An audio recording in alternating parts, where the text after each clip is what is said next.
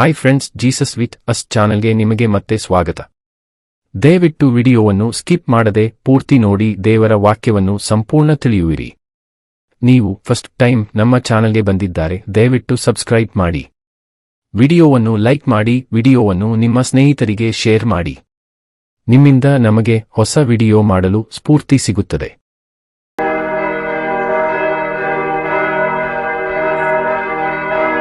ಕೀರ್ತನೆಗಳು ಅಧ್ಯಾಯ 59.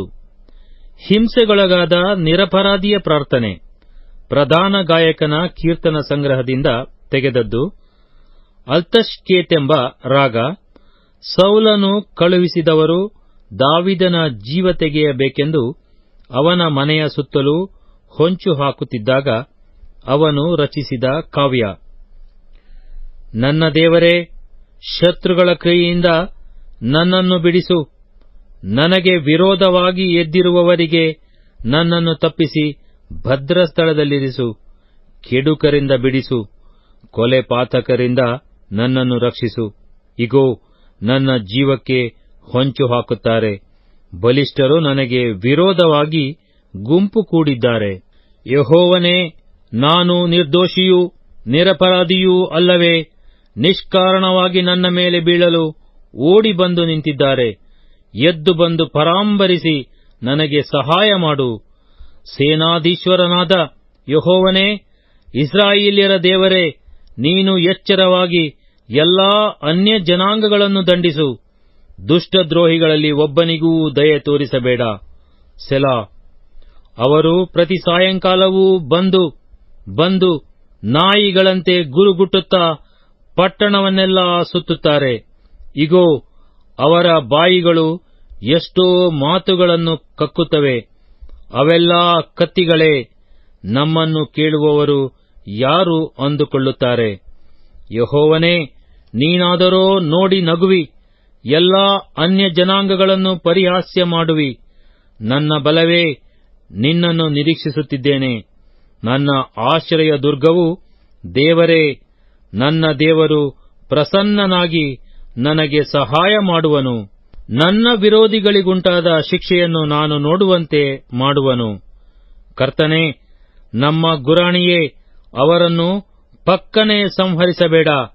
ನನ್ನ ಜನರು ಮರೆತು ಬಿಡದ ಹಾಗೆ ಅವರು ಉಳಿಯಲಿ.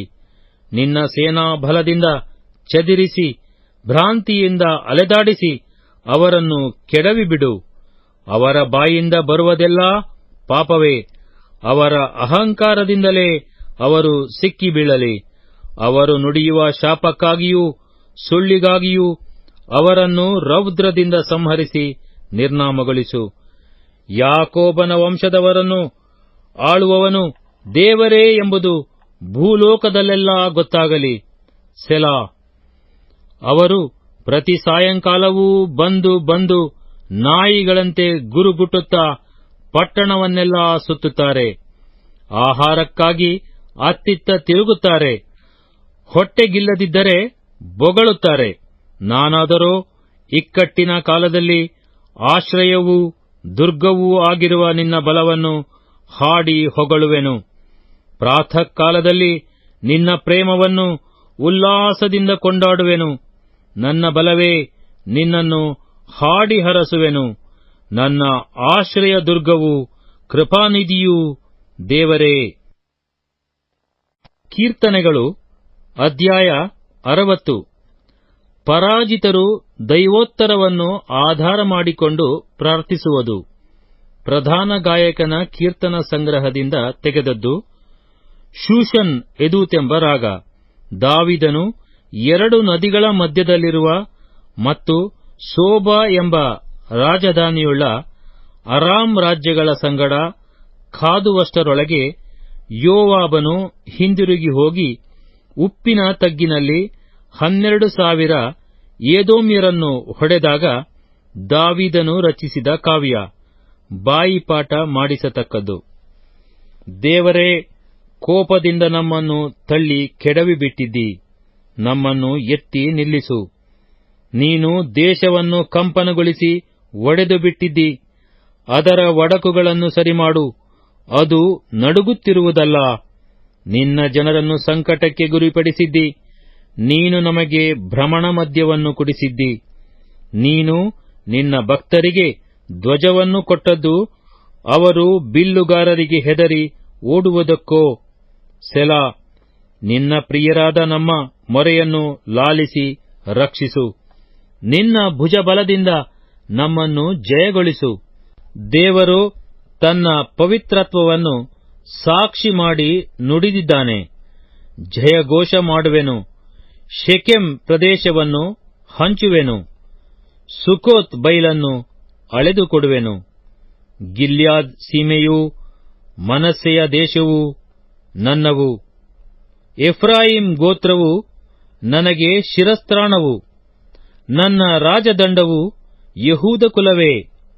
ಮೋವಾಬ್ ಪ್ರದೇಶವು ನನ್ನ ಸ್ನಾನಪಾತ್ರೆಯು. ಏದೋಮ್ ಸೀಮೆಯು ನನ್ನ ಕೆರಗಳನ್ನು ಬಿಡುವ ಸ್ಥಳ. ಫಿಲಿಷ್ಟಿಯರು ನನ್ನ ವಿಷಯವಾಗಿ ಕೂಗಿಕೊಳ್ಳಲಿ. ಕೋಟೆ ಕೊತ್ತಲಗಳುಳ್ಳ ನಗರಕ್ಕೆ ನನ್ನನ್ನು ಕರೆದುಕೊಂಡು ಹೋಗುವವರು ಯಾರು? ಏದೋಮ್ ಪ್ರಾಂತ್ಯದೊಳಗೆ ನನ್ನನ್ನು ಸೇರಿಸುವವರು ಯಾರು? ದೇವರೇ, ನೀನು ನಮ್ಮ ಸೈನ್ಯಗಳ ಸಂಗಡ ಬರಲಿಲ್ಲವಲ್ಲ. ದೇವರೇ, ನಮ್ಮನ್ನು ಕೈಬಿಟ್ಟಿಯಾ? ನಮಗೆ ಕೈಕೊಟ್ಟು ಶತ್ರು ಬಾಧೆಯಿಂದ ಪಾರು ಮಾಡು. ಮನುಷ್ಯರ ಸಹಾಯವು ವ್ಯರ್ಥ. ದೇವರಿಂದ ಶೂರ ಕೃತ್ಯಗಳನ್ನು ನಡೆಸುವೆವು. ನಮ್ಮ ವೈರಿಗಳನ್ನು ತುಳಿದು ಬಿಡುವವನು ಆತನೇ.